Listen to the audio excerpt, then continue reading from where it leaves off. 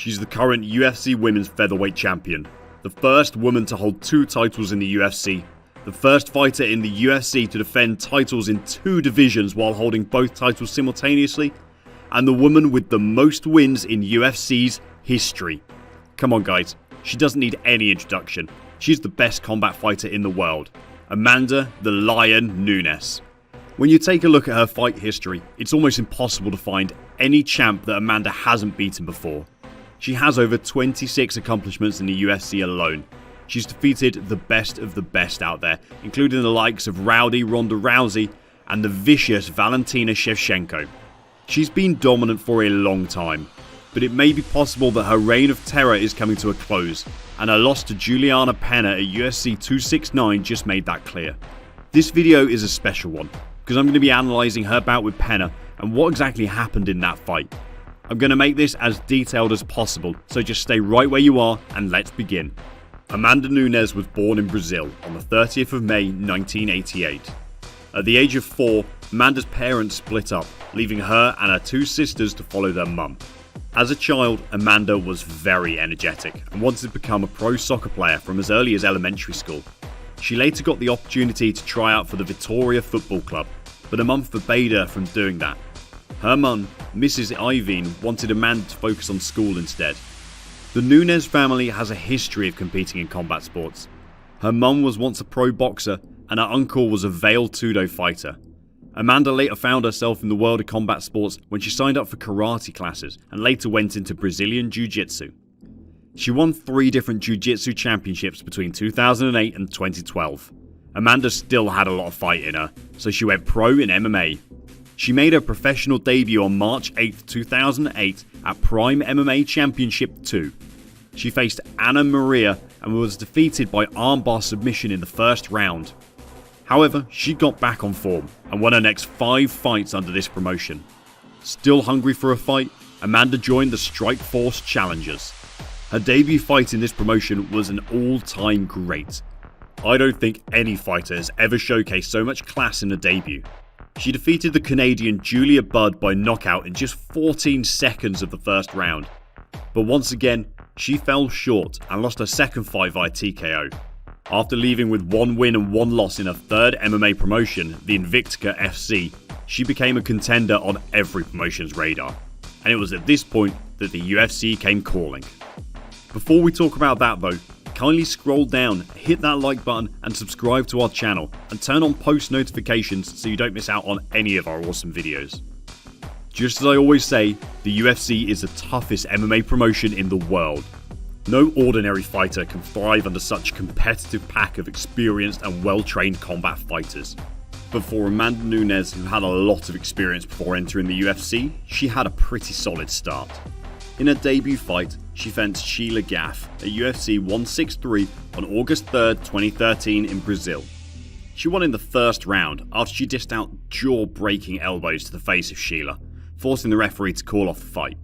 Her next fight was against Germaine de Randamie at UFC Fight Night 31 on November 6, 2013. She showcased her commendable dominance in that fight by winning yet again via first round knockout. Things started getting heated up in the UFC as every other female fighter knew Amanda was ready to rain terror. But her 3rd fight was the complete opposite of her first 2. She faced Kat Zingano on September 27, 2014 at UFC 178. Amanda had her back on the mat of the octagon for more than half the fight, because Zingano just kept her under control. She lost by a TKO in the 3rd round and left disappointed. One thing Amanda Nunes mentioned in the post-fight conference with that bout was a vow to take her training to the next level. She moved to Florida and joined the renowned American Top Team training gym. This move from Amanda changed her fighting forever. She became more dangerous in the octagon than ever. She had all her opponents dancing to the tune of her massacre as she knocked them out with style. She was a true lioness in the UFC.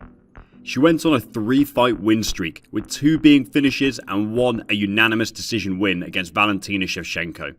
After her win streak, she earned her first title shot in the UFC.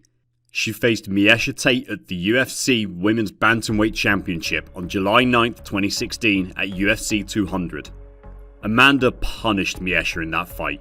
She threw heavy punches that impaired Miesha's vision with the amount of blood that came off her face. The one-sided bout ended with a rear naked choke that forced Miesha to tap out. This made Amanda Nunes the UFC bantamweight champion and the first female Brazilian UFC champion in history. Her first title defense was against returning superstar Ronda Rousey. Ronda Rousey is an icon in the world of MMA, an A-list celebrity and a former bantamweight champion. The entire media was centered on Ronda's big return to the octagon. Ronda Rousey and Amanda Nunes was a dream matchup. It was as if Captain Marvel and Wonder Woman were to have a fight. But Amanda took Ronda to a boundless dimension of multi-attack combos. Ronda didn't stand a chance in that fight. Amanda won the bout in the first 48 seconds of the first round. That's definitely not how you envisioned that fight to turn out. Her second title defense was against Valentina Shevchenko for the second time in her career. I have to be honest with you, I've never seen anyone come so close to beating Amanda like Valentina did. The two were a perfect match, and their fight can go on for as long as possible. But at this time, Amanda claimed the victory via unanimous decision with a very thin margin. Till today, it's still one of the most controversial wins of her career.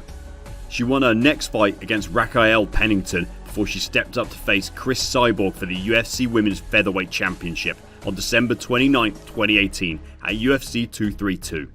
Amanda showed the world once again why she's the best by knocking out Cyborg in the first 51 seconds of the first round. She became a two-time champion, the first woman to accomplish such in the UFC. And from there, Amanda just kept jogging between both divisions and was still on top. Until Juliana Penne came around in the UFC 269. Now I know you're eager of a breakdown of that fight, but let's save that for last. For now, how much do you think Amanda Nunes has earned through her career in the UFC? If you're a new subscriber to our channel, go comment I sub below and earn the chance to win our monthly shoutout contest. It's pretty easy and really fun, so just go comment I sub now. Amanda earned $12,000 in the UFC debut. Her biggest payout though was after she successfully defended the Bantamweight Championship for the fourth time against legendary Holly Holm. She earned a total of $590,000 and subsequently earned a total of $1,500,000 in her next 3 fights, which of course she won. This brings her total net worth to $4,200,000 plus her huge endorsement deal with 10 Spring Water and Reebok. She's married to fellow UFC fighter Nina Nunes, who competes in the strawweight division. They both welcomed their first child and daughter in 2010, Reagan Ann Nunes. Now, on the 11th of December 2021 at UFC 269, Amanda faced Juliana Penne with the UFC Bantamweight Championship on the line. You have to keep in mind that Amanda has been the title holder since 2016. She successfully defended it against Ronda Rousey, Valentina Shevchenko, Holly Holm and Germaine de Randamie. These are some of the toughest and best rounded combat fighters in the world. She's going into UFC 269, all odds were stacked in Amanda's favour, until Penne made Amanda submit in the second round by a rear naked choke. I can tell you 1,001 reasons why no one saw this coming, but the truth is, Amanda got tired and she quit. There's nothing extra to it. And this brings another question to the table. Is Amanda Nunes still the best female fighter in the world? If Penne can do it, then Valentina Shevchenko stands a huge chance of doing it as well. We've talked about how close the bouts were in the past and how Valentina was close to putting Amanda down. And on the other hand, Valentina won her only encounter against Juliana Penne by submission in 2017. Valentina Shevchenko also had an interview with TMZ Sport where she hinted that she isn't scared to have a third bout with Amanda Nunes. They might not be in the same weight division right now, but that's really not the biggest obstacle that can hinder such a big fight.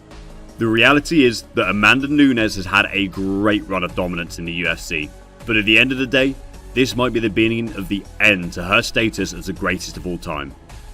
Kindly take a moment, tell us your thoughts on Amanda's loss to Juliana Penne in the comments below. Thanks for staying with us till the end.